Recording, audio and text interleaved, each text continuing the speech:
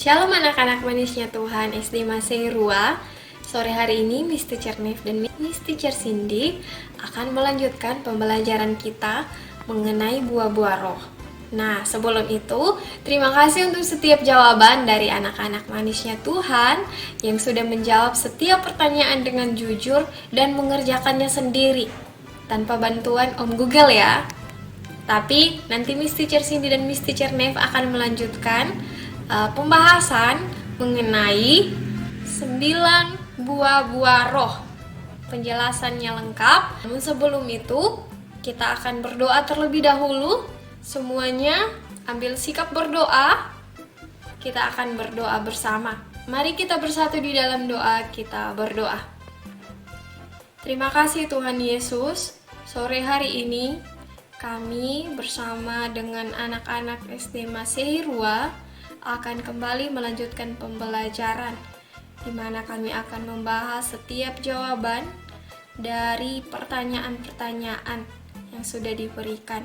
Tolong kami Tuhan dengan kuasa Roh Kudus-Mu sehingga kami mampu mengerti, mampu memahami apa yang akan kami pelajari sore ini.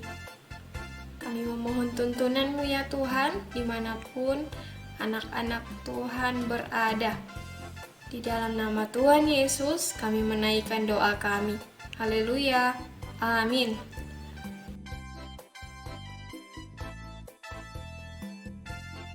Oke, sekarang Miss Teacher Cindy akan menjelaskan apa itu buah. Nah, selanjutnya akan dijelaskan oleh Miss Nef mengenai apa itu roh. Nah, terima kasih untuk setiap jawaban dari anak-anak SDM Rua dengan jawaban yang berbeda-beda. Nah, ketika Miss Teacher periksa, setiap jawabannya ada yang mengatakan kalau buah itu adalah tumbuhan. Ada yang mengatakan kalau buah itu adalah makanan rohani. Ada yang mengatakan lagi kalau buah itu adalah tumbuhan bakal biji yang berasal dari putik. Juga ada jawaban-jawaban yang lain yang berbeda-beda pokoknya. Semuanya berbeda-beda, tidak ada yang sama.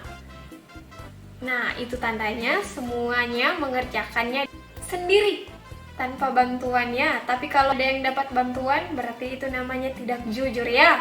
Nah, sekarang Miss akan menjelaskan mengenai apa itu buah.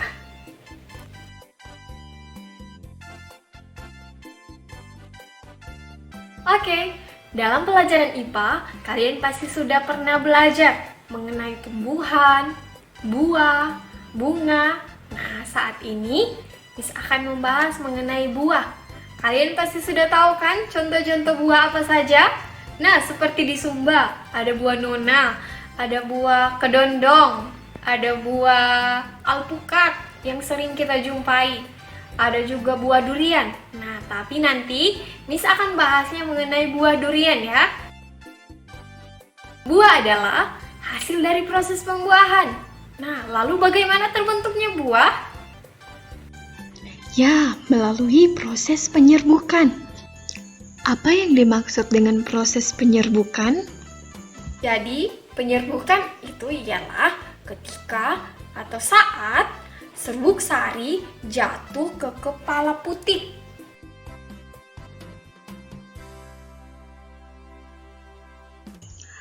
Mari kita simak baik-baik video ini ya.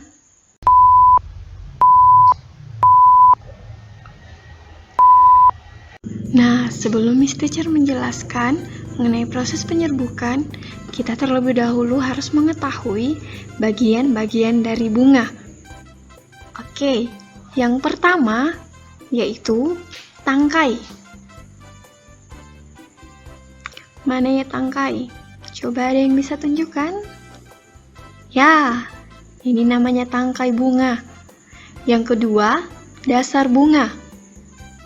Kemudian yang ketiga, kelopak bunga.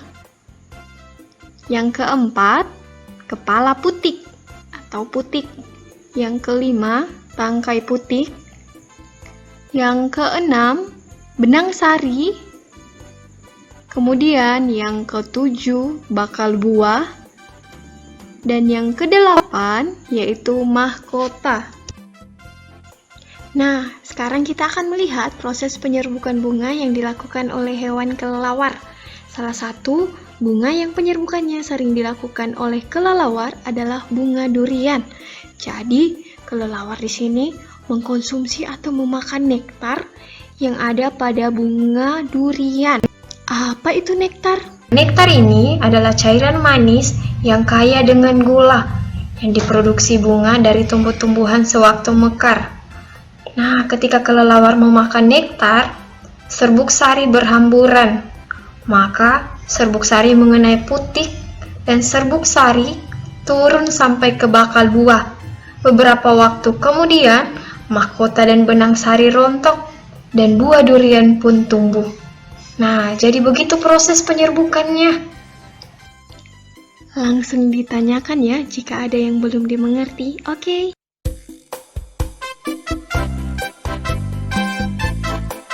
Halo anak-anak manisnya Tuhan, kembali lagi dengan Miss Nev. Gimana tadi penjelasan tentang buah yang dijelaskan oleh Miss Teacher Cindy? Panjang bukan proses terjadinya buah? Lalu, apa itu buah-buah roh? Kita nanti akan tahu bagaimana proses buah-buah roh itu bisa terjadi. Namun sebelumnya, Miss Nev akan menjelaskan mengenai apa itu roh. Allah menciptakan makhluk hidup itu dengan 3 unsur, yaitu tubuh, jiwa, dan roh. Jadi roh itu adalah suatu kemampuan yang ada di dalam diri setiap makhluk hidup yang tanpanya makhluk hidup itu mati. Jadi kalau ada orang meninggal atau hewan meninggal, itu artinya rohnya meninggalkan tubuhnya. Tapi buah-buah roh yang anak-anak sudah kerjakan kemarin bukan roh yang Miss baru jelaskan tadi.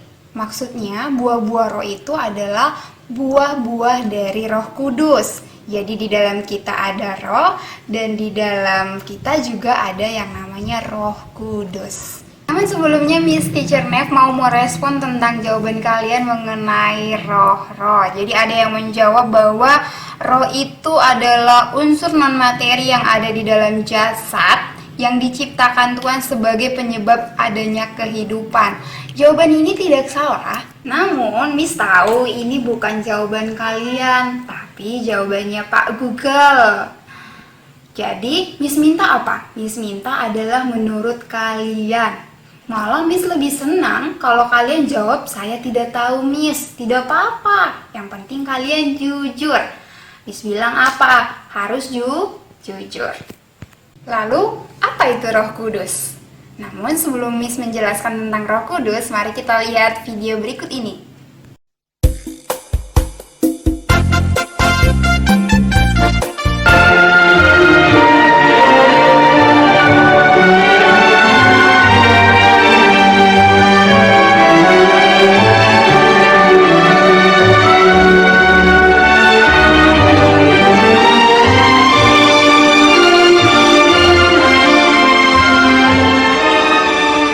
Tuhan memberkati dan memelihara kamu.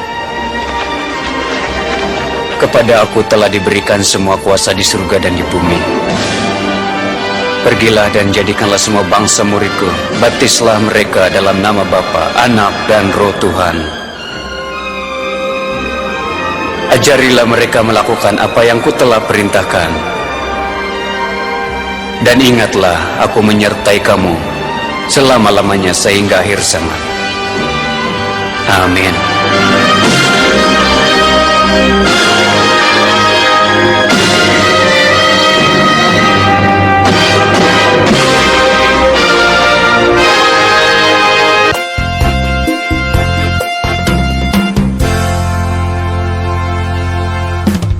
Kalian masih ingat siapa itu Yesus?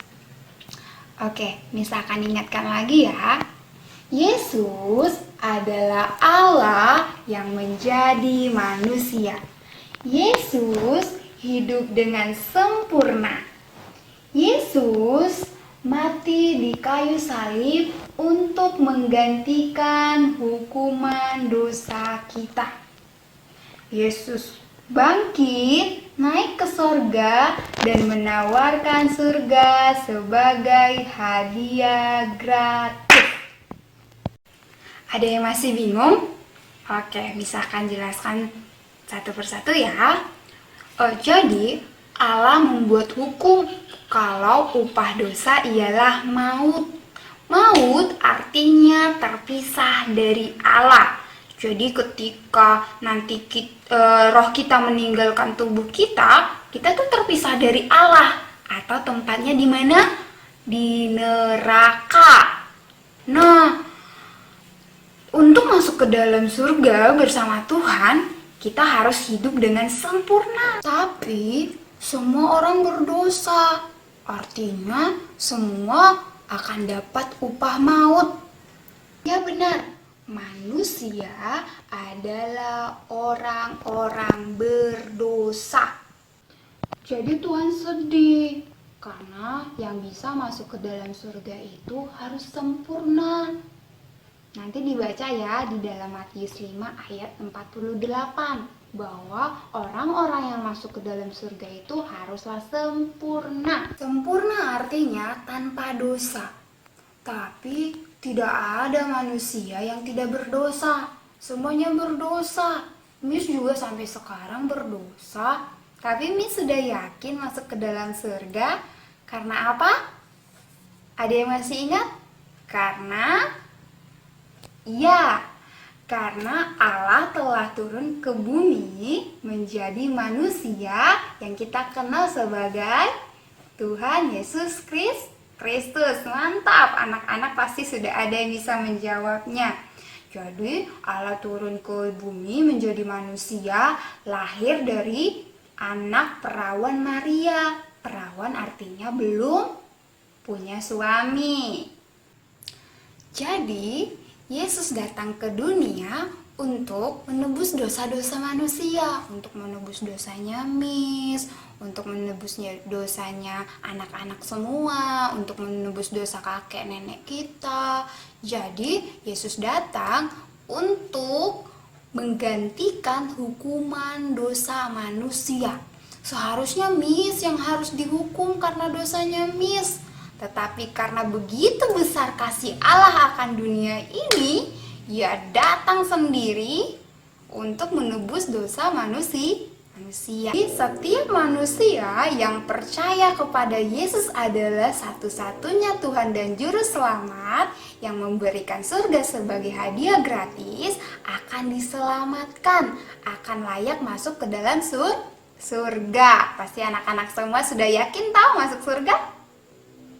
Lalu selama di bumi, Yesus mengajar semua murid-muridnya, mengajar banyak orang tentang kerajaan surga dan memberitahu rahasia tentang surga. Sebelum Ia disalibkan, mati dan dikuburkan, lalu pada hari ketiga bangkit dan naik ke surga. Di peristiwa yang tadi yang kalian tonton di dalam video adalah peristiwa di mana Tuhan Yesus akan naik ke surga. Dan sebelum naik ke surga, Ia memberikan pesan kepada murid-muridnya. Dan Ia berjanji bahwa Ia akan memberikan penolong bagi murid-muridnya, yaitu Roh Kudus. Nah, ini akan kita pelajari pada hari ini. Jadi Roh Kudus itu adalah Roh Allah yang berdiam di dalam diri kita. Dia berdiam bersama roh yang ada di dalam diri setiap orang-orang yang percaya kepada Tuhan Yesus Kristus. Jadi, Roh Kudus itu adalah pribadi Allah yang diam di dalam diri kita, yang akan menolong, mengajar, menghibur, dan mengingatkan kita untuk hidup sebagai orang percaya, untuk hidup sebagai anak-anak Tuhan yang bersahabat dengan Tuhan Yesus Kristus. Dia yang akan menceritakan isi hati Tuhan kepada kita. Dan Dia juga yang akan mengajar kita untuk menjadi anak-anak yang manis untuk Tuhan.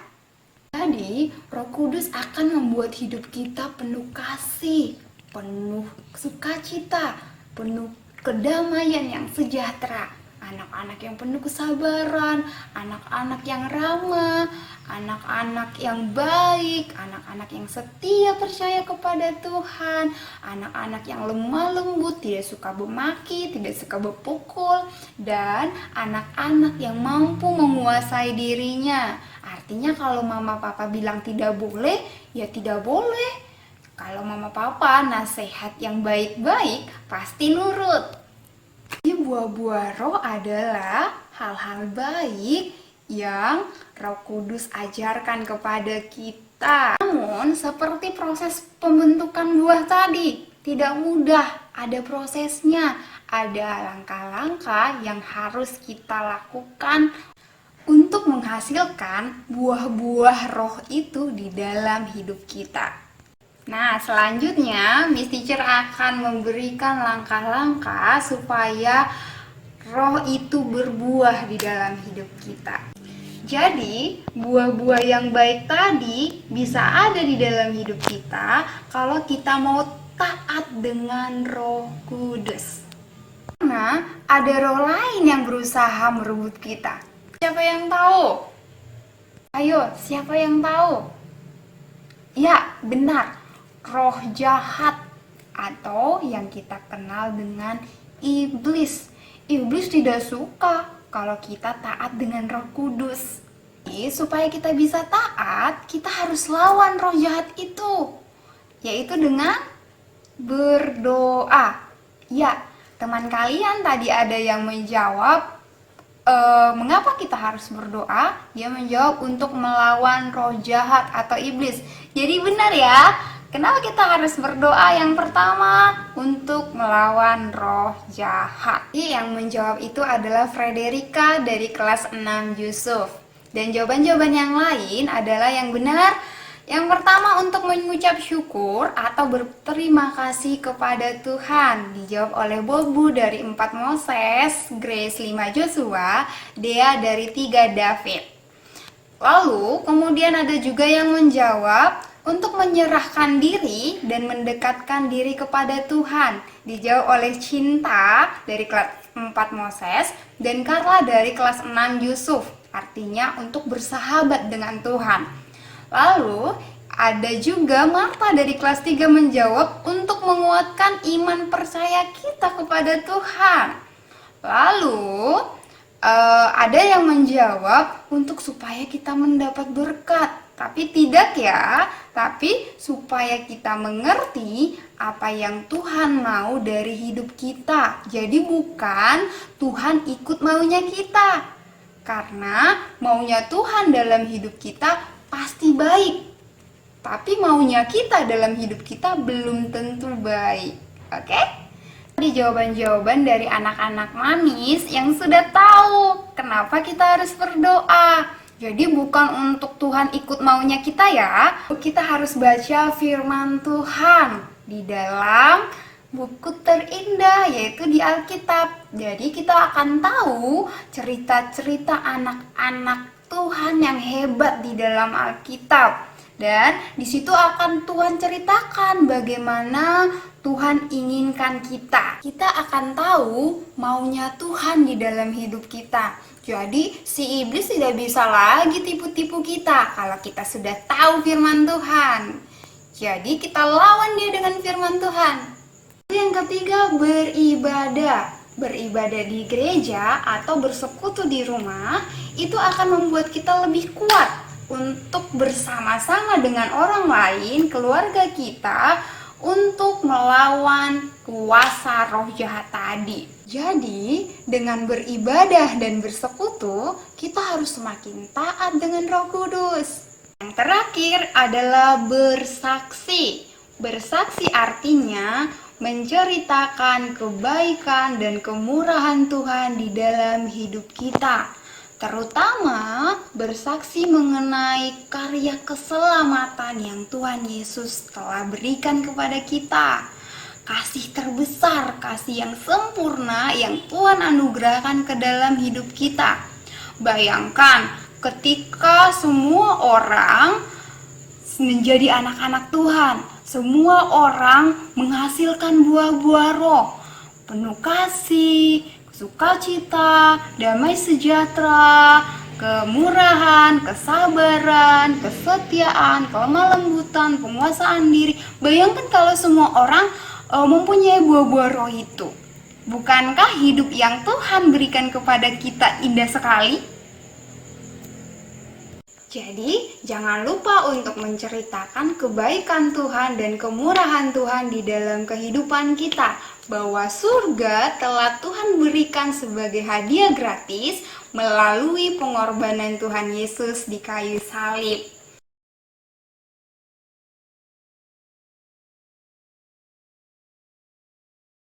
Anak manis, pembelajaran kita telah selesai dan Miss akan memberikan tugas.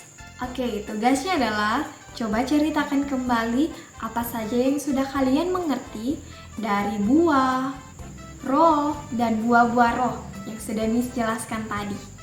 Yang kedua, yaitu coba juga jelaskan apa yang kalian belum pahami. Jawab yang jujur ya, Miss tunggu tugasnya pada hari Sabtu tanggal 2 Mei 2020 jam 3 sore.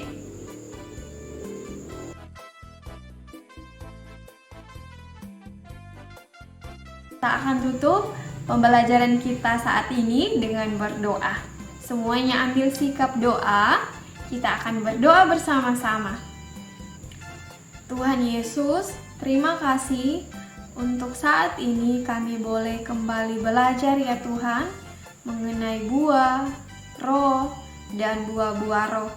Tolong kami Tuhan untuk kami dapat mengerti apa yang sudah disampaikan oleh Miss Nef dan Miss Cindy. Terima kasih Tuhan Yesus, tolong kami untuk terus menjadi pelaku-pelaku firman-Mu yang terus menghasilkan buah-buah roh di dalam kehidupan kami. Ampuni setiap salah dan dosa kami Tuhan.